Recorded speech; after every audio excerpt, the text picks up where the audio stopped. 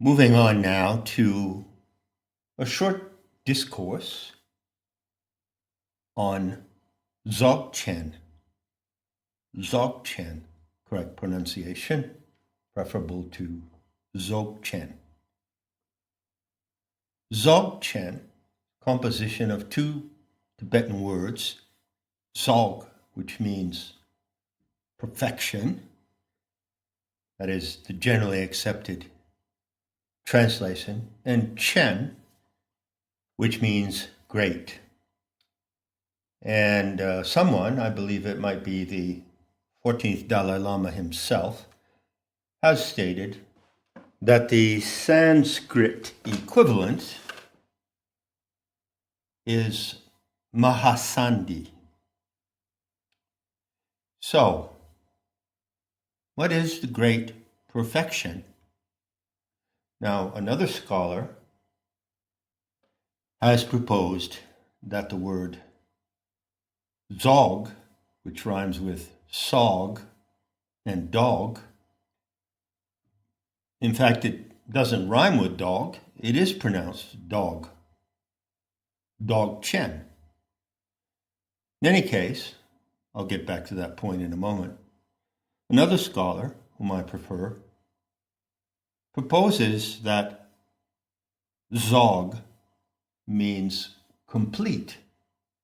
Now, the word complete suggests the Greek term teleos from the root telos, and that is the root of the word telestes, singular, and teleste, plural, hence the names given to themselves by the founders and teachers of the Western mystery schools. As I've pointed out for many years now, teleos, the adjectival form of telos, should not be translated as perfect. Rather, it means ultimate or complete.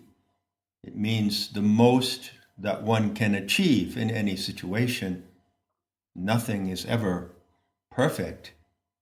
Perfection might be a corrupted and misleading term. So, Dzogchen can be translated as the great completion. But the completion of what? This is the question, or one of the questions that comes to mind with the introduction of this topic. Now, what I want to do in this talk is describe the conversion of Dzogchen into Dog Zen.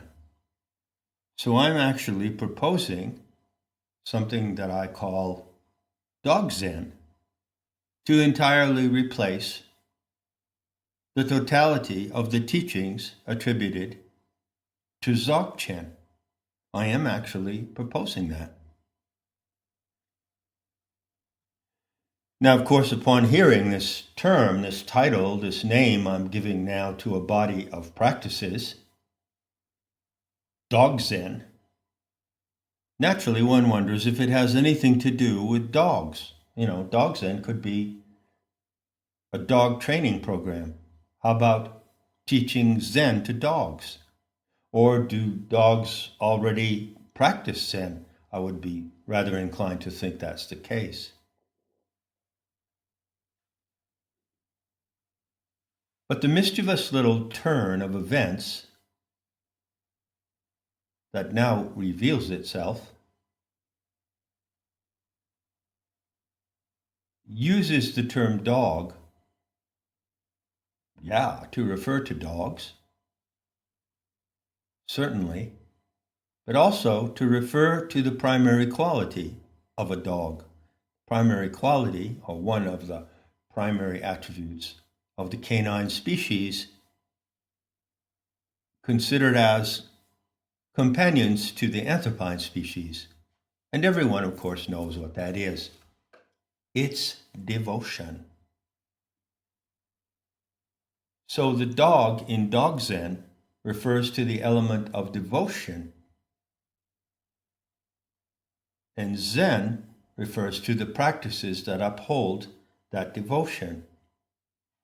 Zen is the Japanese contraction of Chinese word Daishan, which generally means meditation. But the true character of Zen, as applies in this case, is not meditation, although there are sorts of meditations involved. The true character is concentration. So Dog Zen is a practice with an element of devotion and an element of concentration. Now I'm going to go directly to what these practices are. There's really no requirement to know anything about Dzogchen as it has been traditionally defined, or to know anything about the massive material of propositions and practices that are associated with it. Let it suffice to read one sentence. This sentence is the first sentence of the foreword to a book called Kindly Bent to Ease Us. And Kindly Bent to Ease Us has 3 parts, and it is a long treatise attributed to a Nyingma Turton and accomplished master, Longchen Pa, or Longchen Rabdyam Pa. Now, the preface to this book is written by Tartang Tulku Rinpoche, and it says, quote, "Until now, there has been no authentic translation describing the Dzogchen teachings of the Nyingma school, which are the most sophisticated and effective practices of Vajrayana Buddhism." End quote. So Dzogchen is the summit of Vajrayana Buddhism, that is to say, of the diamond vehicle. And so it is identical with what Trungpa calls Ati Yoga. It is the top of the top, and it is the top secret instruction and the top secret method concerning the attainment of the great perfection. That is to say, the attainment of total and perfect awareness in the awareness that is the ground of all that exists. That is to say, you would not simply be using the power, whatever power that may be, that enables you to be aware right now, to be aware of being alive, of having a mind, to be aware of anything. You would not merely be using that power of awareness, but you would be experiencing it from its source, at its source. And this, lo and behold, you might be surprised to learn, turns out to be an extremely simple event. Although there's enormous complication around the topic of Dzogchen, as there is in all of the yanas of Buddhism, Hinayana, Mahayana, Vajrayana, Tantrayana, and Yana. All the 9 yards of the 9 yanas generate an enormous amount of material, but the actual factual experience, which is the goal of Dzogchen, is ultimately simple and ultimately accessible in a spontaneous and natural manner. Now, it's likely that I would dedicate another unit to talk somewhat about Dzogchen in traditional terms in order to establish the background of Dog Zen. All I will say now is that if and when I do so, I will make a really big point of my humble view that Dzogchen is identical with the Chan teachings of non-attainment. It is nothing but the Tibetan version, the Tibetan model, you could say, of Chan teaching of non-attainment. So I'll leave that point for the moment so that I can go directly into the essence of Dog Zen. Now there's a logo for Dog Zen, which I spontaneously designed a few days ago, and it's my pleasure to include this logo in its rough draft along with this talk. Now, to introduce Dog Zen, or to kick the rusty and dented can of Dzogchen down the road, it might be helpful to use a little mantric recitation. Mantrayana is another vehicle in the massive body of teachings of Tibetan Buddhism. Mantrayana, the vehicle of the mantra. And mantras can be helpful as little gimmicks to cue your NLP and to remind you of where you want your Rigpa to go. So in taking Rigpa directly to Dog Zen, which is called the method of direct pointing or direct introduction to the mind, here is a little mantra that will always get you there. 1 banana, 2 banana, 3 banana, 4. That's it. That is the initiatory mantra. So if you recall back in the days when transcendental meditation was quite a craze, as promoted by Maharishi Mahesh Yogi, the devotees of that guru, that Mahatma from the East, would be given a mantra. So here is the mantra for introducing Dog Zen, and it's the same for everyone. 1 banana, 2 banana, 3 banana, 4. Now, to put this little mantra into practice, I invite you to imagine that you and I are sitting together somewhere in a beautiful setting in nature, on a summer porch, as they're called in New England, maybe looking out at a small lake. Maybe there's a canoe or a kayak pulled up there to go for a spin on the lake. And we're sitting in the warmth of the summer porch, screened off, but maybe the door is open, so we look out at the lake, trees around the lake, feeling the warmth of the sun, sitting at a table, side by side, comfortable wicker chairs. And the table is a round table, not too large, situated between us, a little bit forward, and there on that table is a banana. 1 banana. What is 1 banana? Well, 1 banana is the real banana sitting on the table in the real material world, presumed to be real material world, the realm of samsara, the realm of the tonal, in the jargon of Carlos Castaneda, the material, mundane world,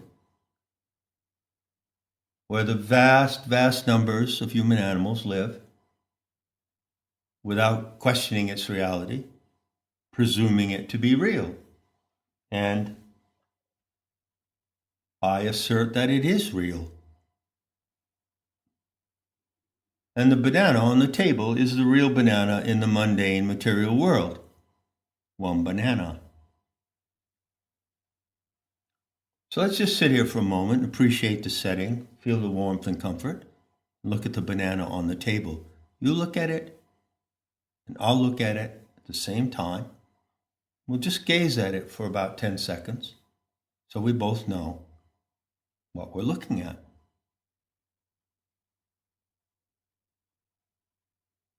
Next comes 2 banana. Now I ask you to imagine the exact same scene. You and I sitting on the summer porch. And the banana's on the table, the lake is in the distance, sunlight glistening on the lake. Everything looks exactly the same as it did before, except that we're in a dream. So you and I are in the same dream. The exact description of the dream fits the material world of 1 banana. But now when you and I together look at the banana on the table, that's 2 banana. How is 2 banana different? Well, it's the banana in the dream. It's the dream banana. So just sit for a moment and savor that little experiment in imagination, if you want to call it that. Imagine that. It's not a real life, mundane, material scene, but it's a duplication of it in a dream. An exact duplication, but it's in a dream. It's a dream, which is not the same as events in the material world. As you know, if you've dreamed, that's the case. You can't say, you can't argue, you can't claim that the landscape, the houses, the buildings, the cars, and the people that you meet in a dream, when you yourself are present in the dream, in your dream body, you can't claim that that is comparable to the mundane material world. Just savor that whole scenario for a moment. Just savor that second little event of you and I together. And then comes 3 banana. In 3 banana, setting is exactly the same as it was for 1 banana. And likewise for 2. If you had some kind of supernatural power that enabled you to step back and look over here, say to your left, and see the actual material setting of you and I on the summer porch, looking at the banana, and then by some supernatural power you could see the same setting, maybe in some kind of bubble lens, you could see you and I dreaming that we are sitting on the summer porch. Indeed, we're dreaming the summer porch, and we're dreaming the lake.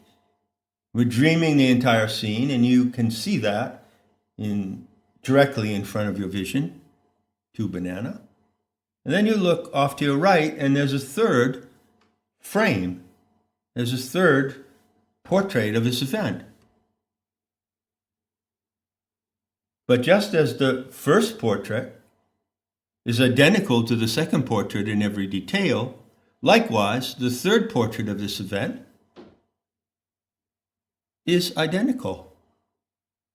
So if you were, by the grace of some supernatural power of vision, to scan your eyes over these 3 scenes, go ahead and imagine each of them in a sort of large bubble or in a lens. You're looking at a lens and the image is on the lens. 3 identical images. But 1 banana is a real banana in the material world. 2 banana is a dream banana. And 3 banana is a banana in a lucid dream.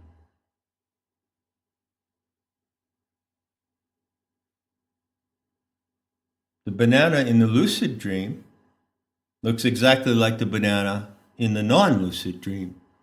The only difference is that you and I, sitting there side by side, may take our eyes away from looking at the banana and look at each other and nod. Yeah, we both know we're having a dream. This is a dream and we're in it. It's a lucid dream. In the second instance, 2 banana, we don't have that awareness. So the only difference between these three portraits of this moment when we're sitting on the porch together, the only difference is a knowledge you bring to that, to each one of those portraits. That one happens in the material world and can be tested in terms of empirical reality and objectivity. The other one is in a subjective zone of dreaming, and the third one is also in a subjective zone of dreaming in which the dreamers know that they are dreaming. 1 banana, 2 banana, 3 banana. That is the totality. That is the perfect completion of the reality that you can encompass with human consciousness at the fullest level of awareness, grounded in the source of what allows you to be aware. Now, this totality I just described is nothing new. In fact, it's a sharp-worn trope from Buddhism that goes by the name of the Trikaya, Kaya. Now, you have the yanas in Buddhism, yana, yana, yana. And yana means a raft, but also a method, a way of getting somewhere, a way of getting something done. Kaya means something like a vehicle, something like an instrument that you use to accomplish a certain task. But it also means a body, something like a body, not a human body. There are many kinds of bodies. Think of the planetary body of the Earth, the body of the sun. It represents some kind of embodiment, kaya. So trikaya means the triple embodiment. 1 banana, 2 banana, 3 banana. And all those bananas are identical, and they happen. They are there for your experience, happening in a unity. Now, just for the sake of making this conversion perfectly clear, let's consider the composition of the Trikaya. First, there is the Dharmakaya, as it's called. That's 1 banana. Solid material reality is the Dharmakaya, the totality of existence. You can go on and you can define it in dozens and dozens of ways, but it's simply verbiage. You can dispense with all that verbiage if you put yourself beside me on the summer porch and just look at 1 banana. The second component of the Trikaya is called the Sambhogakaya or Sambhogyakaya. And bhoga means pleasure in Sanskrit. So this is sometimes called the bliss body, whereas the Dharmakaya has many names, sometimes called the absolute body. The Sambhogyakaya is 2 banana. It's the banana that we behold when we are dreaming without knowing that we are in the dream, without being lucid. Third is the Nirmanakaya. The Nirmanakaya is 3 banana. So when you experience the Nirmanakaya, you find yourself in a state of lucidity, as it were of someone in a lucid dream. However, with that analogy, or is it a metaphor or an analogy? With that analogy of a certain state of consciousness to lucid dreaming, you immediately stand at the threshold of this conversion. Now, this analogy to being in a dream or to the dream-like character of the supposedly real world, the world of one banana, occurs continually through all the teachings of Buddhism. The mirror, the reference to the mirror. The way that the mirror can be described in Dog Zen is quite different from the way it has been routinely described in hundreds and hundreds of instances in Buddhist teachings. In the beginning of the knowledge of the difference, in the beginning of the appreciation of the difference, is in this proposition. Sitting together on the porch and looking at 3 banana, you and I know that we are having a dream, that we are in a dream, but more properly speaking, the dream is having us. The dream we are in is not our dream. It is the dream of another agency. Now, you will not find anywhere in the teachings of Buddhism such a distinction being made. But of course, that distinction is one of the primary teachings of planetary Tantra, isn't it?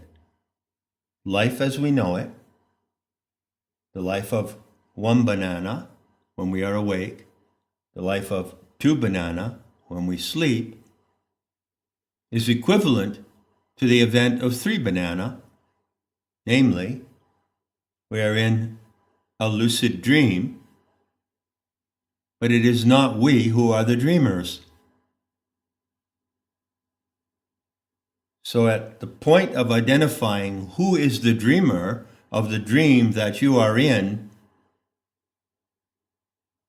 which you have 3 options of experience: to be lucid with the dreamer, to be asleep or in a zombie-like state, or to be awake and handle that as best you may. Those 3 options are 3 events of consciousness. They are 3 experiences of a direct and simple kind which you can have and do have all the time. And securing those events into the ground of consciousness through the direct observation of how your own mind works is the practice of Dog Zen. So the mantra, that simple mantra, will always get you to the threshold of the practice. 1 banana, 2 banana, 3 banana, 4. Well, why the 4? Well, there are in fact 4 essential simple practices of Dog Zen. And the 4th practice, well, what's that? Well, that's the recitation of the Dragonfly Sutra, to which you have already been introduced. So with only these 4 practices, you can realize the great completion, the great perfection. It is really, really close to what you already experience. And attaining it is a simple and direct act of pure spontaneity that only happens in the present moment of the eternal now.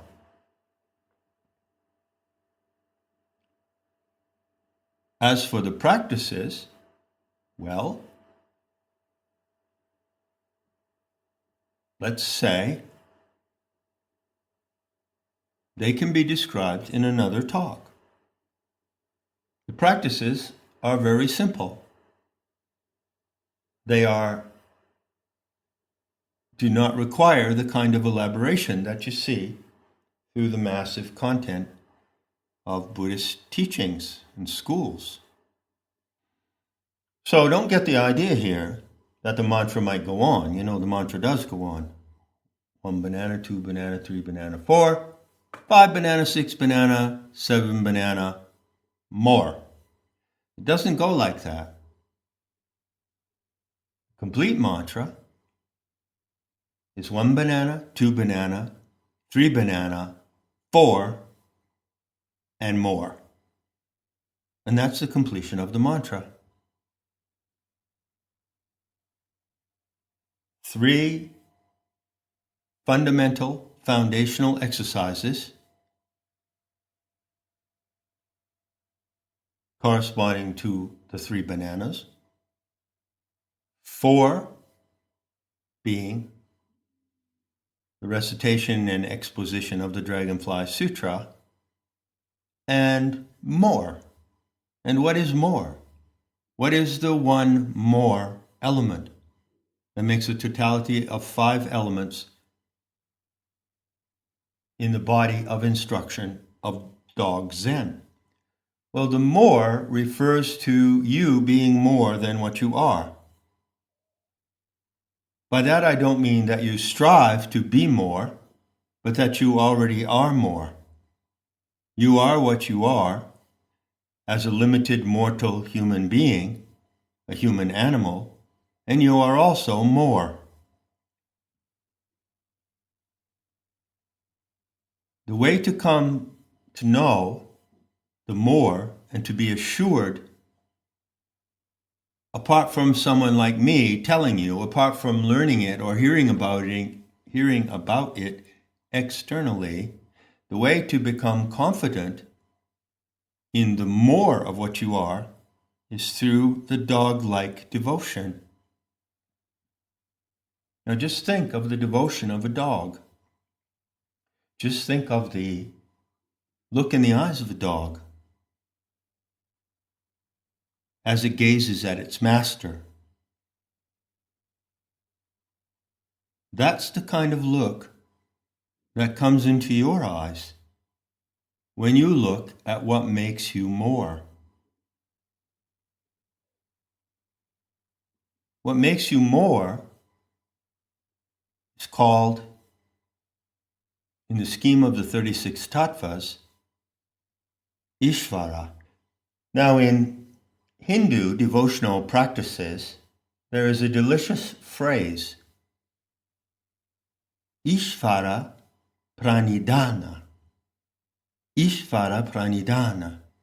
It works when you aspirate the last syllable. Ishvara pranidhana. And Ishvara pranidhana is what you practice with the dog's devotional gaze when you look at what makes you more than what you are, at the same time that you are just as you are. So those are the 5 components of Dog Zen. And you can see now why it's called Dog Zen. 1 banana, 2 banana, 3 banana, the Dragonfly Sutra, and Ishvara pranidhana. There it is, the total package of Dog Zen.